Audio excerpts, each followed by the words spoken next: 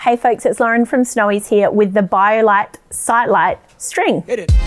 It's a compact but extendable daisy chain light system. It provides a nice, gentle ambient lighting and it's conveniently powered by USB. So your BioLite SiteLights on a string will come in this little storage box here, and you also get a little instruction manual information with it as well.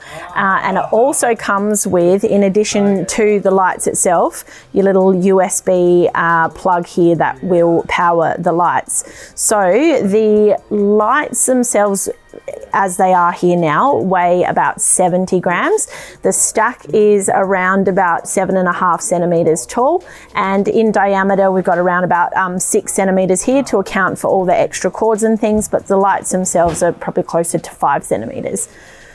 So basically, in use, all we need to do is pop each of the individual sections apart. As you can see here on the inside, we've got 3 little knobs here which hold the lights together when they're stacked, but otherwise they just give them a bit of a jiggle and pull them apart like so. And then you unwind them, or just give them a bit of a shake and they'll sort of work towards unwinding themselves. So all in all, the cable length from power source to the end of the light string is 3 meters. In between each of the lights themselves, we have about 53 centimeters of cable. As we've got here at the end, I'll give you show you once I finish getting this cable here undone. Okay, there we go. Now this end here with the little headphone jack piece, that's your power source end. And from the first light to power source, you've got about 120 centimeters there. So to operate your lights, we simply plug that headphone jack into the USB connection, and then that can go either into your car charger or your 12-volt power source, or anything, even 240-volt power source that has the USB output section there, or you can even use a portable power pack, which is an excellent option if you have a campsite where your power source is further away and you want to hang these up in the trees or something along those lines. Now, as you can see, as soon as I plugged it in, the lights came on. There's no on and off switch with these lights. It's just simply power on or off through your power source.